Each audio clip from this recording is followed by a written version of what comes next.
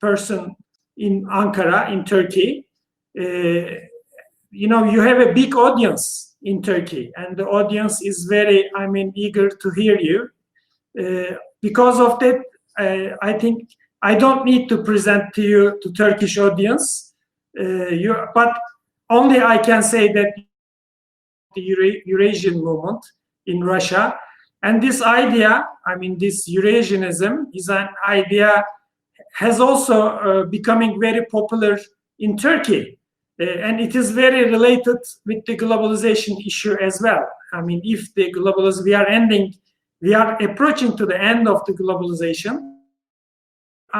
We will have a kind of regionalism or a world of regionalism, and Eurasia looks like a region very important, or can be very important. And Russia and Turkey, probably as two big regional powers, will play definitely an important role in this if it happens. Of course, these are my introductory words. The most important thing for this session is your words, your thoughts. The floor is yours, Professor. Thank you very much, dear friends. Thank you all Turkish audience. I love very much your country. I am fighting many years for strategical alliance between Russia and Turkey. It is not easy task in both countries.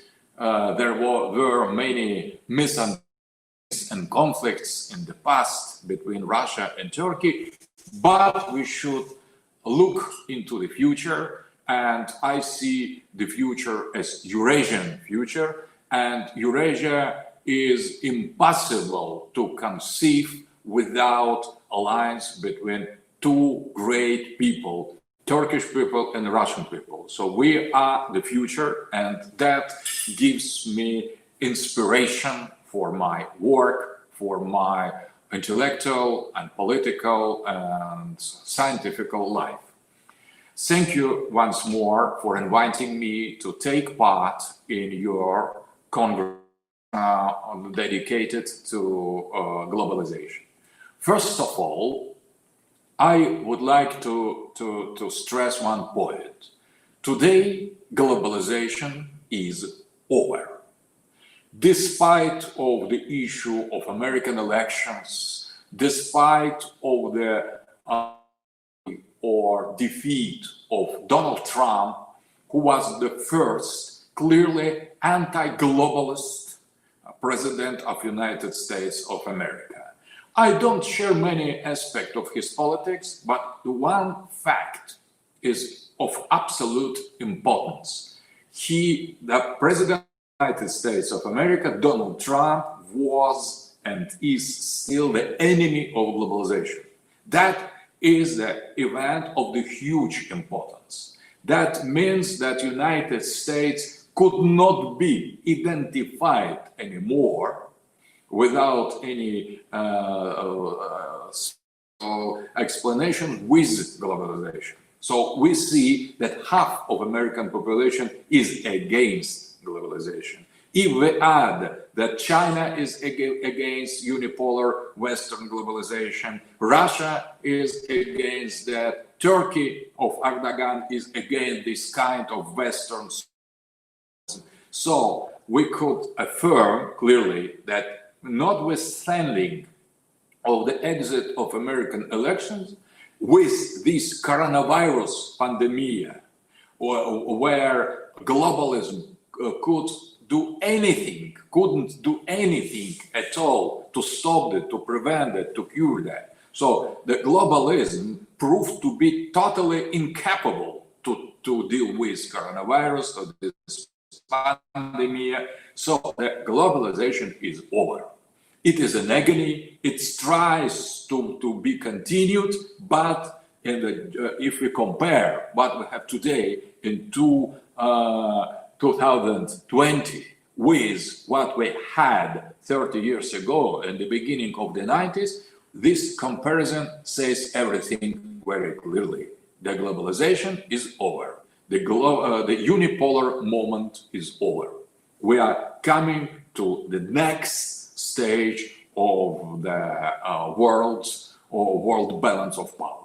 And I would like to concentrate, emphasize not so much the fact that globalization is over. It is something is almost taken for granted. We should start with that. And to be more fruitful for us is to see in the future, to accept that globalization is over. There is no more globalization. It has failed.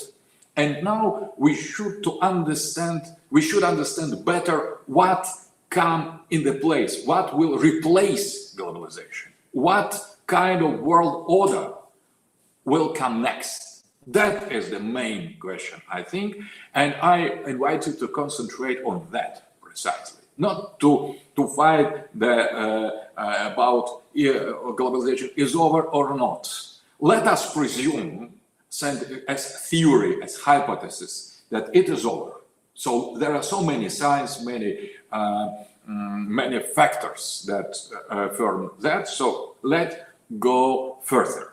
And I would like to attract your attention to a very interesting book written by one of the main enemy of Turkey as well and of Russia, by Bernard-Henri Lévy. He is the enemy of President Erdogan. He is enemy of President Putin. He hates Turkey. He hates Russia. He defends globalization. He accepts to call this globalization empire. And his last book, Empire and Five Kings, has defended this globalization against the enemies of globalization. And Bernard-Henri Lévy calls globalization as empire, the global world order. And Five Kings he identified as main enemies of globalization, appearing, revealing themselves, manifesting when globalization is coming into decline. So five kings appear when globalization is in decline. And who are these five kings? One year ago in Amsterdam, in the Amsterdam Opera, I had the debates with Bernard-Henri Lévy, precisely about this transition from empire to five kings. And when I have defined my own position, I have said, I don't represent here only Russia. I represent in front of you, Mr. Bernard-Henri Lévy, five kings, all five kings. So I represent alternative vision of multipolar world against this unipolarity you still defend. And that, I think, that says everything, including the advocates of globalization, the people who believe in globalization, who defend globalization. They recognize themselves that there is something wrong with globalization, with empire, and they try to look at the alternatives. And Five Kings is the pejorative for Lévy name for alternative world order. That is multipolar world order. There is only one global empire of the liberal West, Western hegemony, only one. And there are five kings, according to Lévy, that are against them. So I invite you to accept that as the frame of our discussion and try to understand better who are these five kings. Who are the enemies of globalization, who are the enemies of empire, and who are these centers of power that emerge when globalization fails. So according to Lévy, for sure, one of the pole is China.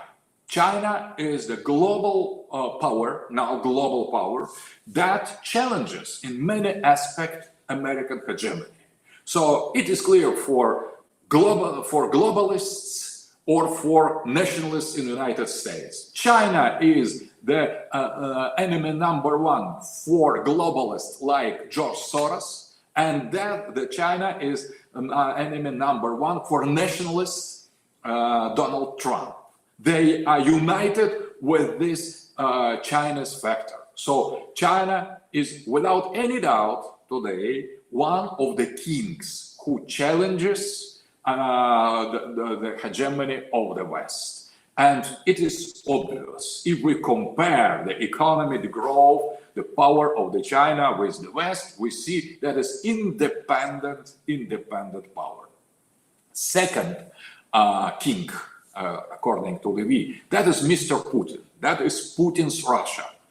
And he, according to Levy, Putin's Russia is the other pole of this emerging multipolar world order who challenges strategically the hegemony of the West in the Eurasian space, in the Middle East, elsewhere. So if China is the richest king of with the greatest wealth, so Russia is the most powerful king with the nuclear weapon. It is very serious because if we compare not Russian economy with Western economy, but Russian weaponry, a Russian arm, nuclear potential and technological potential in the military sphere with American, we have more or less the balance. Exactly as the economy, in the economical level, there is comparison between Chinese and American and Western economy. But two kings from five are completely clear. Everybody agree about that. And they don't want, neither Putin nor Xi Jinping are willing to follow the Western agenda. China and Russia wants to establish their own understanding of a world order, and they challenge any unilateral decision of the West. That is serious. Maybe taken isolated as something isolated. China is still weaker, much weaker than the West in the strategical level. Russia is still much weaker than West in the economical level. But joining together, we have already three-polar world, not unipolar. But Bernard-Henri Lévy also speaks about third king, and he names the third king Recep Erdogan. Erdogan is in Turkey, Erdogan's Turkey as third king, who tries to establish Turkish, maybe neo-Osmanian, maybe neo-Kemalist world order in the Eastern Mediterranean, to defend the legitimate national interests of Turkey in Libya, in Syria, in Iraq, in order to secure the borders and to reaffirm independence and sovereignty of Turkish state. That is joint vision of Turkey, not only Kemalist, modern Turkey or Osman imperial Turkey. It is Turkey as such, Turkey as global power. And with Erdogan's politics, we see it is re-emerging. It could align with NATO when it is useful for Turkey, but it could easily defer or deviate from NATO or from West when the West, and for example, in the case with politics of the NATO in the Eastern Mediterranean, Erdogan's Turkey could easily challenge that. So Turkey is following the interests of Turkey, first of all, and that transform the country that belongs to bloc of NATO to something much more important, the just part of the NATO. So Turkey is re-emerging as independent regional power. So Turkey is the other third pole of this multipolar world. All three poles are inside of Eurasia, and that means that Eurasia is rising. Eurasia, where these three kings are situated, is new name for the world order. It is not anymore Atlanticist civilization. That is not only anymore hegemony of the West, of the United States. It is a rebalanced world order where Eurasia is not the object of the history, but the subject of the history with three poles. Who are two other kings, according to Levy? Fourth king is Persia, is Iran. And that is the other regional power that tries to establish its regional independence and sovereignty. And as well as three other kings, modern Iran challenges American hegemony. Maybe Iran doesn't agree with Turkey or with Russia in different situation, but nevertheless, that is as well the fourth king. But if we consider what we are speaking about, we are speaking about four pre-Columbian empires. So they were not only countries or nation states. Turkey was empire, Persia, Iran was empire, China was empire, and Russia was empire. So there is a return of the Eurasian empires, and Iran is situated in the Eurasia. So it is part of this Eurasian context. And much more problems in the vision of Levy. It is fifth king. Fifth king for him is Saudi Arabia. So as well as continuation, symbolic, not historic, of Caliphate, of the first Arabian Muslim Caliphate.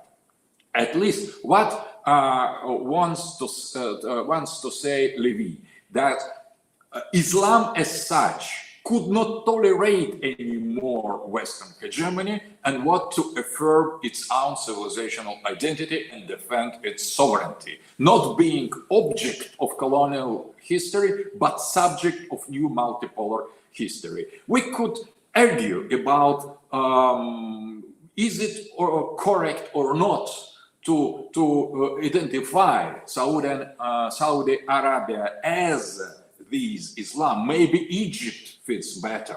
Maybe Iraq. Maybe we should think about Arab Islam and such, Sunni Islam, different from Turkish version of Islam, but nevertheless, Islam is for sure here.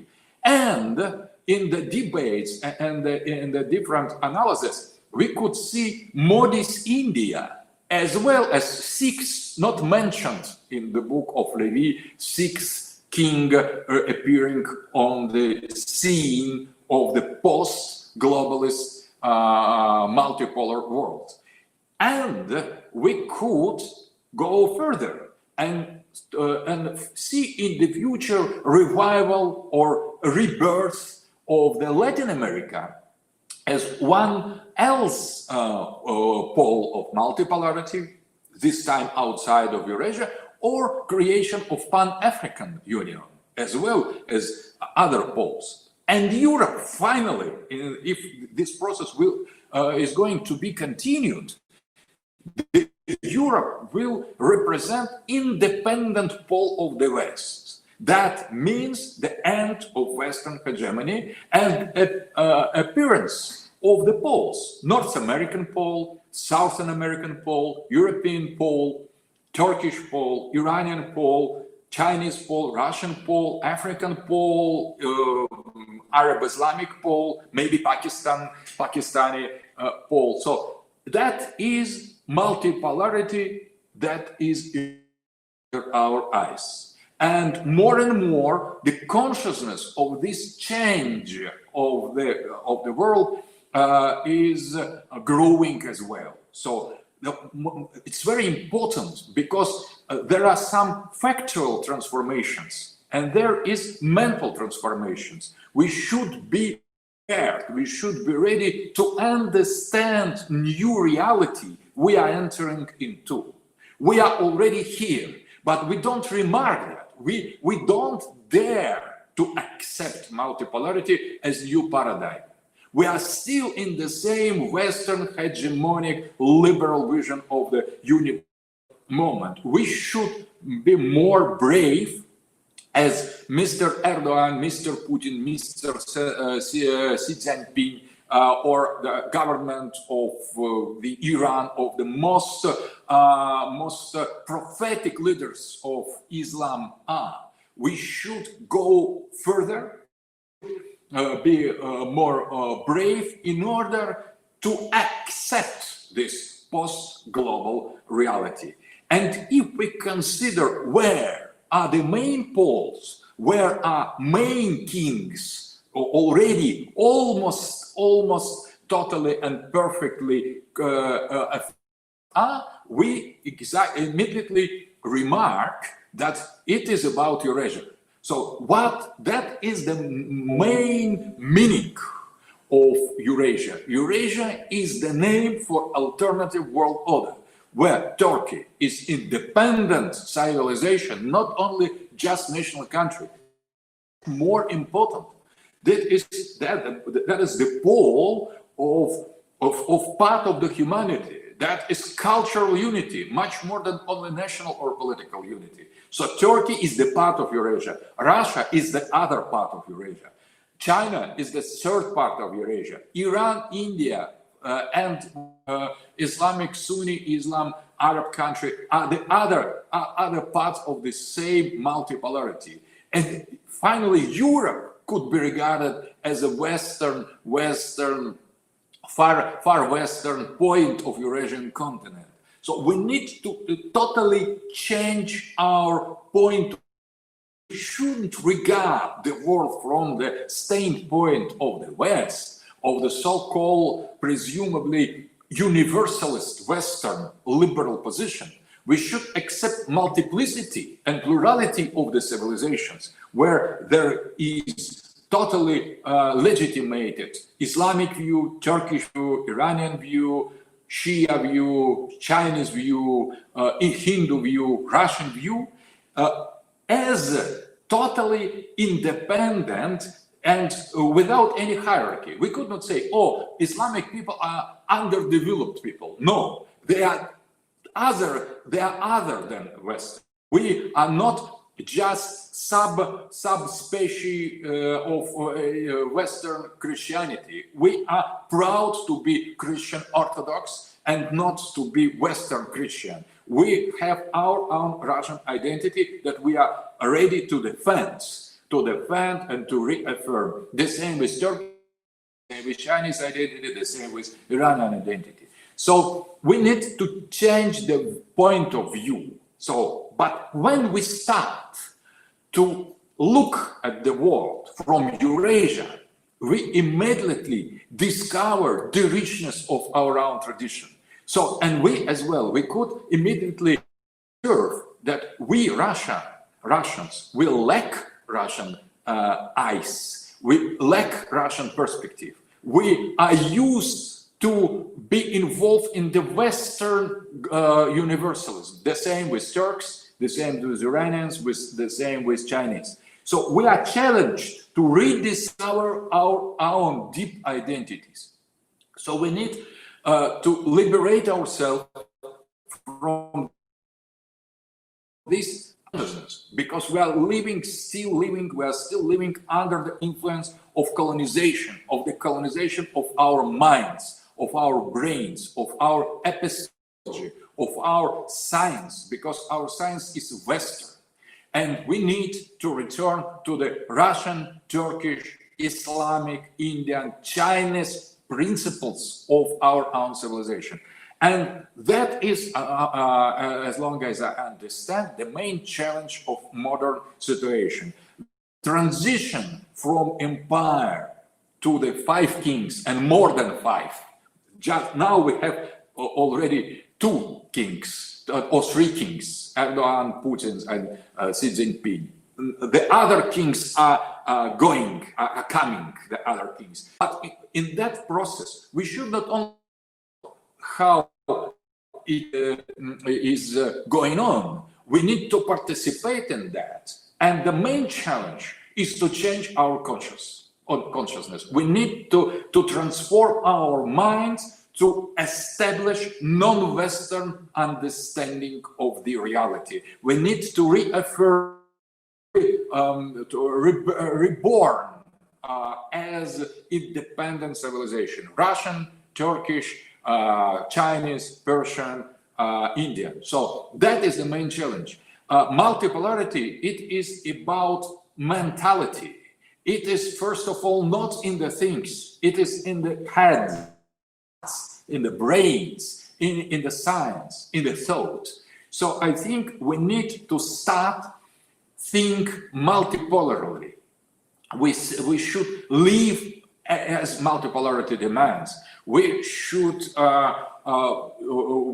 exist as multipolar entities and friendship, trying to avoid all kind of conflicts, but at the same time to proudly reaffirm our own identity. So we need the sovereign kind of thought. Without sovereignty in the head, we couldn't achieve the body and the physical material level. We need spiritual sovereignty, and for that we need to return to the principles of our tradition, to the great Turkish spiritual and historical tradition, to the great Russian spiritual tradition, great Chinese, great Iranian, Persian, and Islamic, and Indian, and so on. The multipolar world doesn't grant to us the peace, but that is not necessarily means the war. The conflicts, the wars, and peace are always possible when we are dealing with human. So peace, truce, war, it is all these phenomena are part of our living.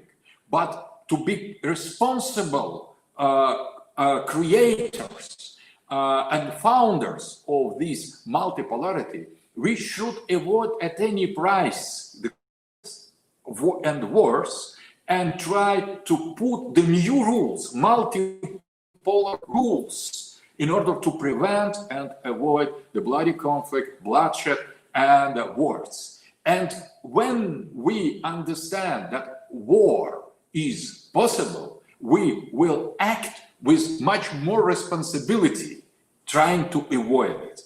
The war is the limit that will put a kind of natural border to our expansion, and we need here start to speak, to begin the dialogue, and to understand each other. So I invite you to think more and more and more, invest your intellectual capacities in the elaboration of this multipolar way of thought, multipolar way of thinking. And to end my speech, I would like to say that I am absolutely sure that Russia and Turkey play the key role in this emergence of the multipolar world order. Turkish identity and Russian identity are deeply Eurasian. We have the same mother state, Eurasia, and our state and your people, Turkish people, and many other Turkish tribes, we have the same matrix, the same motherland, Eurasian motherland, and we remember that. And as long as I know, Turkish people still remember your origins, your roots, your sources. And in that sense, I think that we are going to play the major part in creation of multipolarity and trying to avoid conflict between our great people. We will show example to the other how the peace and harmonious, natural and peaceful solution could be possible.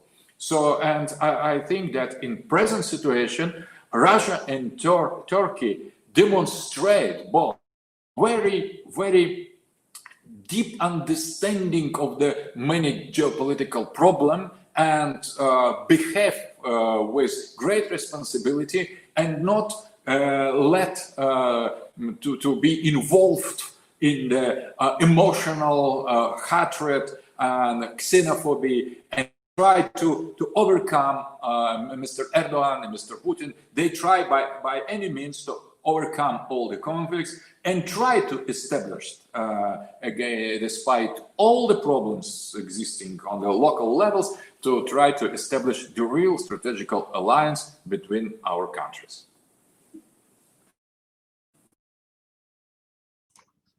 Professor Dugin, thank you very much. It is very interesting and very insightful thoughts. And, you know, this is very timely as well. Because of that as well, we decided the topic. As you mentioned, it is important to meet after the globalization. We debated long time what is globalization. I think we shouldn't spend more time if the globalization is ending or not, but concentrate more, as you underlined, what we will have after globalization. And after globalization, we will have, I mean, a multipolar world, as you underlined. And in this multipolar world, we will have regional powers. And these regional powers probably will create a new world order. And we are assuming or hoping that it will be more just, balanced, peaceful than that we have lived. And in this new world that we are expecting, or we started to, I mean, observe, probably Russia and Turkey will play a big role. These are two, I mean, big state, and in their region play a very big role, and has also a big potential to play a role. The problem is, I think, I mean, there is between Turkey and Russia a kind of tuning problem. When Turkey and Russia come together or start to deal, start to negotiate, start to talk, we see that very complex regional problems can be easily solved. And we see that there is peace, stability, prosperity, and a kind of a new, regional order appears in Eurasia. But it is not functioning all the time. So what do you think? How it can be solved, or how we can contribute, or how we can find a way that Turkey and Russia speaks or negotiate, or understand each other easily? Please go ahead. I agree. I agree totally. So I think that first of all, the main positive aspect of our relations is the mutual understanding of our present day leaders. So who are more attuned with each other in Russian-Turkish relations? Opinion, it is Mr. Putin and Mr. Erdogan. They have some chemical understanding, mutual understanding, and the most positive fruits of our cooperation, it is result of direct relations between Erdogan and Putin. So that is the main fundamental aspect. And after that begins some serious misunderstanding, I think, because the political elites, mass media, political parties don't share concern of our leaders about importance of Russian times. So I feel myself in Russia almost isolated. There are many people who think like me, who are in favor of Russian-Turkish alliance. But there are so many people who evoke different historical wars, conflicts, and distribute the wrong anti-Turkey myths in our society. That is, from time to time, it's very hard to fight against them inside of Russia. I think in Turkey situation is a little bit different, because Turkish people is much more inclined to Russia. So, and I know so many people in Turkey on the highest level, on the middle level of society, or the lowest level with the normal people from the streets, who share the concern of Mr. Erdogan about the good relations with Russia. So I see this thing, and on the level of our population, Russian as well like Turkey. But I think on the level of political elite, there is difference. So my idea is to help to Mr. Erdogan and Mr. Putin to be attuned and to organize and promote all kind of intellectual relations, dialogues, debates, exchanges of opinion between political intellectual elite of our countries. So more Turkish intellectual books translated and philosophical books translated in Russia, and vice versa, more Russian interesting books translated in Turkey, and more conferences, more panels, more round tables. All that would very important, would be promote this mutual understanding. So it is not about only to fix something good, something bad. We need to be actively involved, engaged. So our relations demand engagement, and I think that we could find enough people or enthusiastic people in Russia and in Turkey in order to develop this kind of relations. So I agree with you. We should be tuned we should speak more among strategical elite, among military men, among people specialists in the international relations, precisely putting and discussing concrete issues: Idlib problem, Libya problem, Iraq problem, Kurdish problem, Caucasus problem, Armenia and Azerbaijan problem, and we need to involve the others to all parts of conflicts or misunderstanding, not only imposing our own vision. So we need to be more open and more friendly, and that means to follow the example of our leaders. It is not something that comes from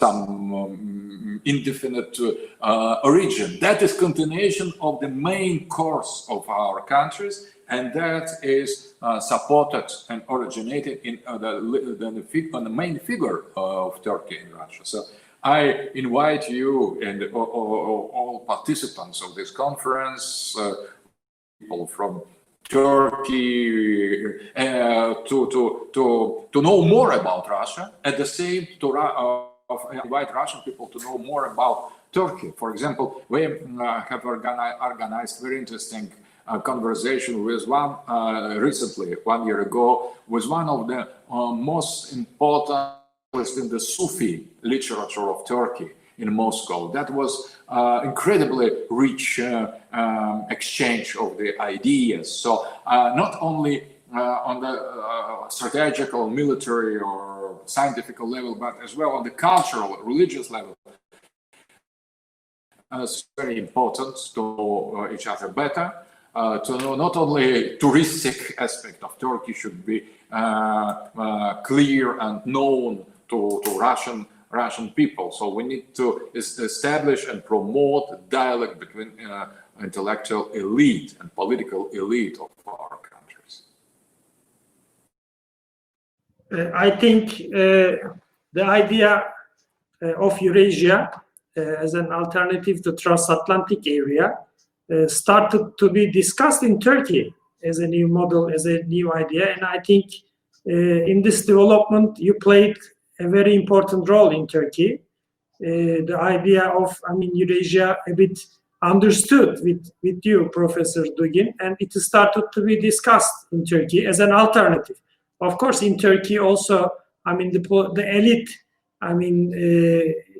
is divided. But if this is divided, it means that now we have an alternative to the transatlantic, and it is symbolizing the beginning of something. But of course, in this new world of regionalism, if we will have a Eurasia as a region of Eurasia under the cooperation of Turkey and Russia, of course, we should cooperate more. This is for sure. We have a question. One of our PhD students, Dilek Çelik, she asks, you mentioned 5 states and their role in the new multipolar world order. I was wondering, what is international organizations' role in this context? Thank you. First of all, I would like to thank you for. I would like to say that as well in Turkey you have your original Eurasianist thinkers, as Attila Ilhan.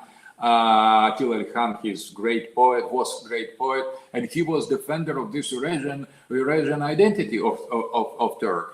Very near to very close to our own position in Russia. So you have Dohu Perinchek, Vatan Partisi, you have some military experts with clearly an original Eurasianist understanding. Tudor Kilinch, for example, Tudor Kilinch, I have spoken about Eurasia with him 15 years ago, and he was convinced Eurasianist.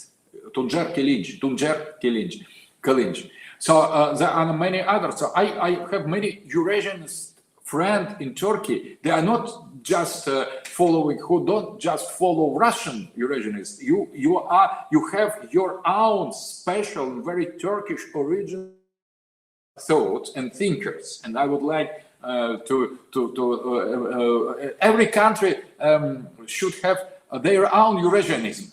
It's not only Russian. It is not made in Russia. Eurasianism it's made in Turkey, in Russia, in China, in Iran. That is, it is really universal in our continent. So you have your own independent intellectual Eurasianist tradition, and I am very happy to confess that. So for me, that is a real pleasure. That means that we are on the good and right path. Concerning international organization. That would fit the new multipolar world order.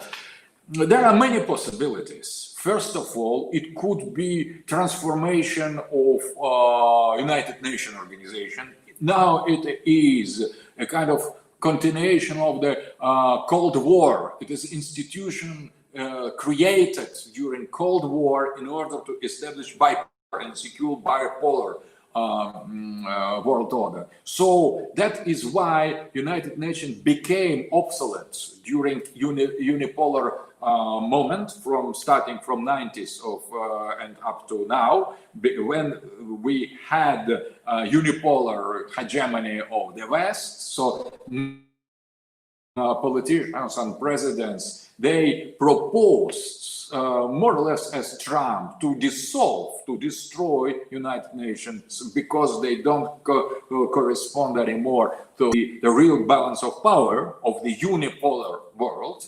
But I think that we could imagine as multipolar transformation of United Nations. But that needs the real reform of UN, the deep reform and revision and debates how it's structured. It is not anymore the place where superpower meets and try to resolve the problems between themselves. That is really, it should become multipolar organization. And that is not the case today. Maybe it will be new form something like civilizational forum, the forum of different civilizations, where the representative of Islam, Chinese culture, Russian, West, liberal, Christian, African, Latin American, will Shia, Sunni, will meet basing on their civilizational identities. Maybe that will be new organization in the future. But now, I think we should concentrate more not on the institutional manifestation of that, much more to concentrate on the meaning of what is going on, because creation of multipolarity demands the new way of thinking, multipolar way of thinking, where there is not universal truth that was identified with Western liberal truth. So there is not only one concept of the human, that is modern liberal individualistic understanding. So we need to be habituated to live, think in the on the conditions of the plurality, anthropological, ontological, historical, scientific plurality. So it is very difficult situation. We could not solve this problem technically. Oh, we are going to create an institution and everything will be multi. First of all, we should decolonize and de-westernize our minds, because they are still colonial. We are still in all our countries, in Russia, in Turkey, in China, in Iran, including in Latin America, everywhere we are colonized. We are thinking in the terms of the Western modernity, and the thing that, and we presume it is inevitable, universal, and should be applied to all situations. It is not. We should reposition West as one of the provinces. There is very good, very attractive, but that is the province. That is one of the secondary centers. We could accept that, but we could accept something totally alternative. And that is our multipolar right. And that is why we should fight for multipolarity, because the West could give us some portion of the sovereignty, but not the sovereignty of mind, sovereignty of self. They think that they will control us, as Great Britain counted to control Commonwealth states after decolonization. But because the other colonies of Great Britain are still under influence, big influence of the London, of this British way of making politics, economy, society, and so on. We need to de-westernize our societies and to reaffirm our identity. After, we could think about what kind of institutions we will need in order to give the structure to this new multipolar world order. We are just in the beginning of this process. We're on the first or maybe zero stage of multipolarity, not in the developed form. The globalization is over, but multipolarity is just beginning. That is the third stage. Professor Dugin, thank you very much. You are right to underline the institutions. If you have a political order, you need to have institutions and rules. I mean, state-to-state relations will definitely not enough. And Turkey and Russia can be tuned, negotiate, solve the issues, but we will have a new region, a new regional order as the center of the regionalistic world. We should have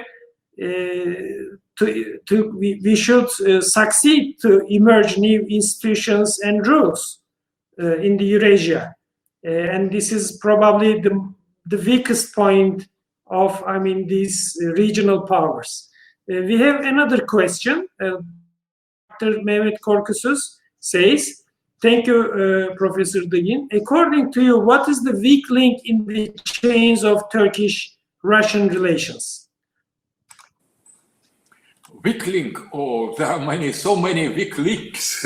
So it is much easier to call to enumerate what are strong points. So we have obviously very dramatic history. So many wars, Russian-Turkish wars. So we have different religions. We have different historical experience. We are different civilizations. Finally, we have different ethnical cores, because if, for example, Russia has a great number of Turkish population inside, so Turkey, at least Ottoman Empire, had at the time very big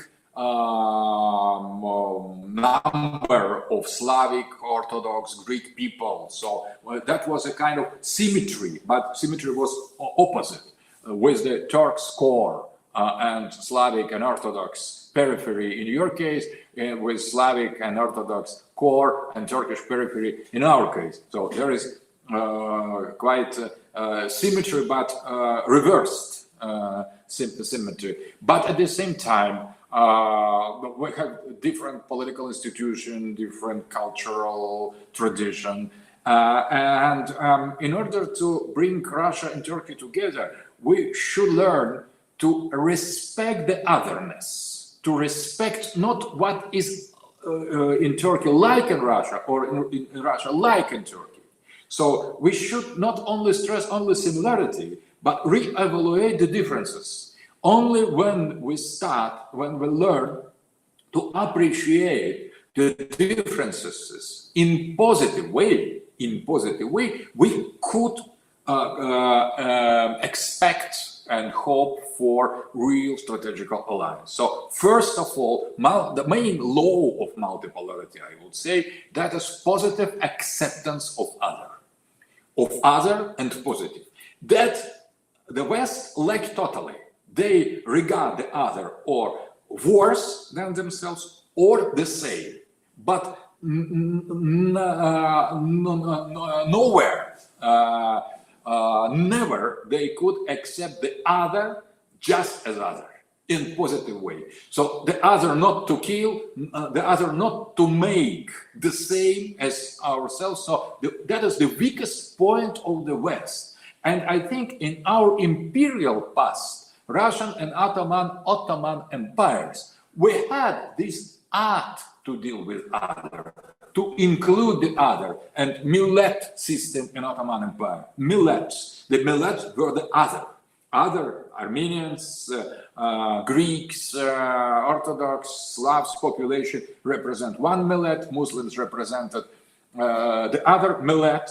And in the Russian Empire, the same. The many Tatars lived with fully civic rights inside of the Orthodox Christian Empire, without being repressed, without being converted by the power, by violence into the Orthodoxy. So I think that is not tolerance. That is just the act to treat the other in a positive way. So I think that if we return to our imperial experience and tradition to treat positively ethnical multiplicity and plurality inside of our own society, we could better overcome some misunderstanding in our international relations between each other, between Turkey and Russia. There was a very important thinker in Russia, Konstantin Leontiev, who was the consul in the Ottoman Empire, and he had said, I see between traditional Turks, Muslim Turks, and traditional Orthodox Russian more similarities than between Russian and Balkan Slavs or Greek Orthodox, because we are two imperial people, two peoples with the sense of the sacredness, and that what unites us. And there was the prophecy of Konstantin Leontiev. if Turkey falls, Russia falls. If Russia falls, Turkey falls. And that was totally, he was absolutely right. So in order to interpret that in the reversed way, when there will be revival of the Turkey, there will be in the same time revival of the Russia. When there will be revival, imperial revival, a rebirth of Russia, there will be imperial rebirth of the Turkey. So we need, and we shouldn't be one empire, we should be two. We should stay two great power, understanding each other, trying to solve the conflicts in a peaceful way, accepting each other as important and significant other. That's a sociological term, significant other, and evaluated in a positive way. So that is the main course to overcome all weak links in our relations. So we need to accept each other positively and not trying to destroy the differences. The way to destroy the differences, that is colonial, xenophobic, racist attitude under pretext of the tolerance. That is the absolutely wrong point of liberalism. We could not and should not make the people totally equal. We should accept the other as other, not trying to transform, change, transmutate it in the same. Thank you very much, Professor Dugin. It was very fruitful exchange of thought. Orhan made the introduction. Maybe he can say something for the conclusion. We have already reached to the end of our session. Orhan, please go ahead. Спасибо еще раз, что приняли участие. Может быть, в конец я хочу вот такой вопрос задать вам, чтобы вы, если сможете коротко ответить. Вот популизм, национализм, вы упомянули до этого про это. Также вот это популизм, национализм и роль религии растет. Как вы думаете, к чему это все приведет? То есть мультиполярный мир, она станет более безопасным или приведет, как-то будет толерантность между народами? Вот я хотел бы под konец задать этот вопрос.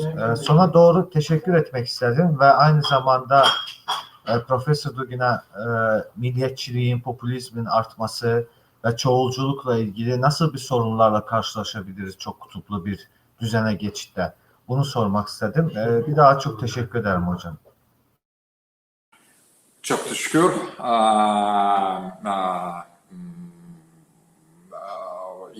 I think that populism and the growth of religion is one of the main phenomenon of the post-globalization, because the people react against globalization, against liberalism, against imposition of the same individualist identity to all the countries, and populism is instinctive answer.